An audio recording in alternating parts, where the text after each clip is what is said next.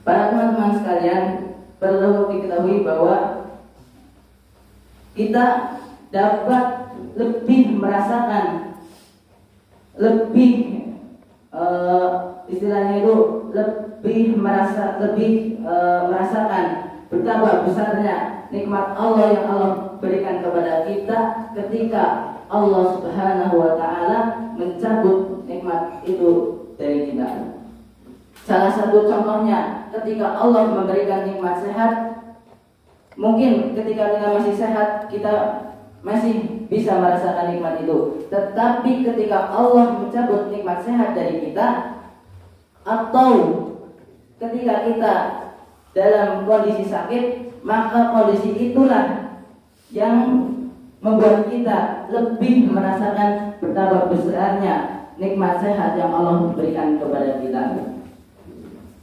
Salawat serta salam semoga tercurah kepada junjungan kita Nabi Agung Muhammad Sallallahu Alaihi Wasallam, secara para keluarganya, para sahabatnya, para tabiin, para tabiut tabiin, serta kepada seluruh umat beliau yang mengikuti sunnah beliau hingga akhir zaman. Semoga kita termasuk di dalamnya. Allahumma amin. Saya berterima kasih kepada MC yang telah memberikan sedikit kesempatan kepada saya untuk berdiri di hadapan para teman-teman sekalian untuk menyampaikan sedikit materi tentang ilmu.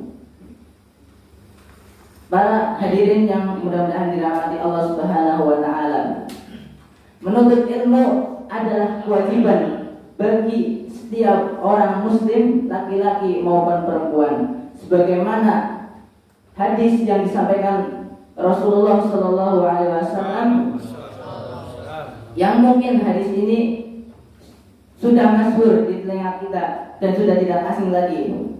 Bahkan Syekh Burhanul Islam Az-Zarnuji menulis dalam kitabnya Ta'lim Al-Muta'alim fi Thariq Ta'allum pada bab pertama, dan merupakan hadis yang pertama kali ditulis beliau dalam kitabnya, yaitu hadis yang diriwayatkan oleh Ibnu Majah dan Al-Baihaqi.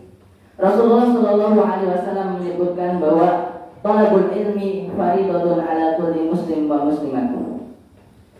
Al-Baihaqi dalam kitab Syu'ab Al-Iman sampai pada kata muslim.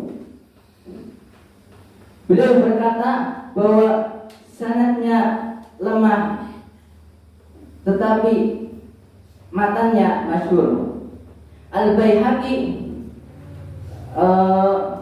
mengomentari bahwa sebagian dari hadis ini adalah sahih. Sedangkan kata wa muslimah, Al-Baihaqi berkata bahwa tidak ada dasarnya sama sekali. Para hadirin yang mudah-mudahan dimuliakan Allah Subhanahu wa Ta'ala, dalam hadis ini bisa kita ketahui bahwa hukum dari menuntut ilmu adalah wajib, baik untuk orang anak kecil maupun remaja maupun yang sudah tua, itu masih diwajibkan untuk mencari ilmu, karena mencari ilmu tidak ada batasan waktu.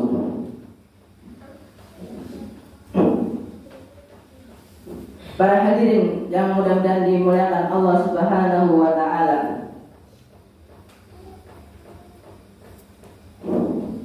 kita juga dianjurkan bukan hanya menuntut ilmu, tetapi juga menghafal dan menjaga serta mengaplikasikan ilmu yang sudah kita dapat dari waktu-waktu sebelum ini. Karena ilmu yang tidak diamalkan bagaikan pohon yang tidak berbuah, sebagaimana ada mahfudat yang berbunyi bahwa al-ilmu bila amalin kasyajarin bila samarin. Ilmu yang tidak diamalkan bagaikan pohon yang tidak berbuah. Para hadirin yang mudah-mudahan dirahmati Allah Subhanahu wa taala, salah satu keutamaan menuntut ilmu adalah Allah akan mengangkat derajat orang itu baik di dunia maupun di akhirat.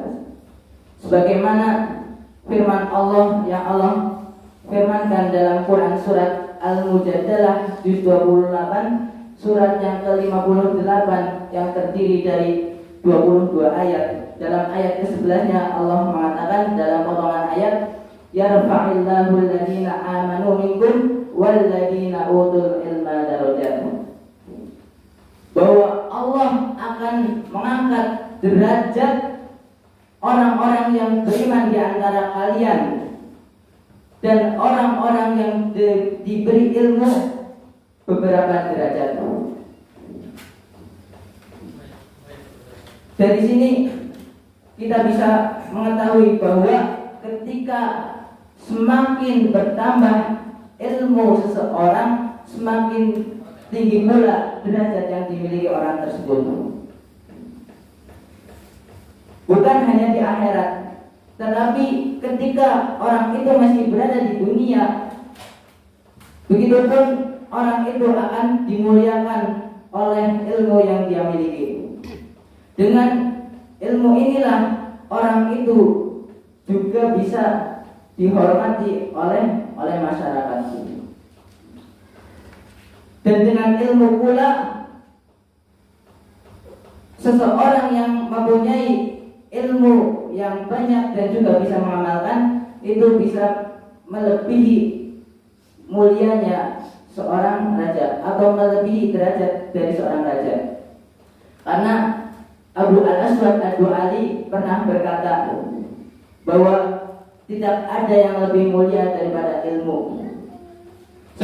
Seorang raja menjadi hakim bagi manusia, sedangkan para ulama menjadi hakim bagi para raja.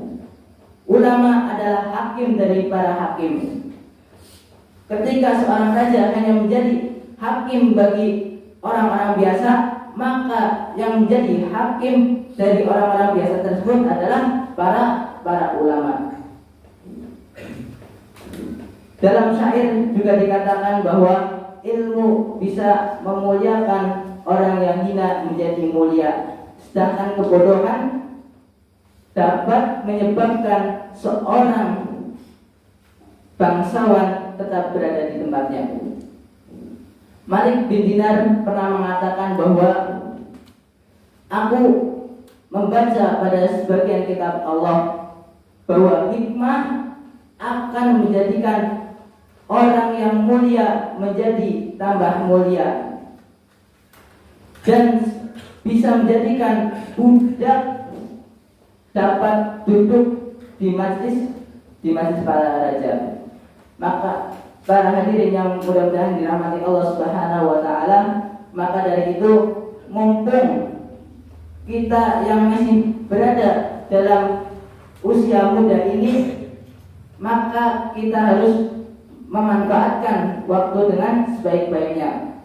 Sebelum nantinya kita akan memiliki tanggung jawab lain, sebelum kita akan memiliki tanggung jawab untuk keluarga kita nanti, maka sebelum itu marilah kita menggunakan waktu yang sedikit ini dengan sebaik-baiknya.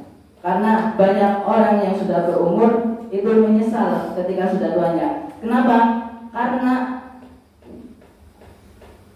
kata orang yang berumur, banyak yang mengatakan bahwa mereka menyesal karena waktu muda mereka dihabiskan untuk hal-hal yang sia-sia. Mereka tidak bisa menggunakan waktu mudanya dengan baik, sehingga ketika sudah tua, ketika sudah pikirannya dan tanggung jawabnya sudah besar, tetapi pikirannya semakin melemah, maka di saat itulah seseorang akan menyesal. Menyesal ada pada akhir, bukan di awal. Maka para hadirin yang mudah-mudahan dirahmati Allah Subhanahu wa taala, maka dari itu marilah kita memperbagus semangat kita dalam menuntut ilmu. Semangat walaupun tidak punya semangat, tetap berjuang meskipun jauh dari orang tua tersayang. Qadimul khidmah qoblal mahabbah. Dahulukan cita-cita sebelum cinta-cinta. Takbir. Maka dari itu, mumpung usia kita yang masih muda juga, gunakan masa mudamu dengan hobi dan thalabul ilmi, bukan dengan sakit hati.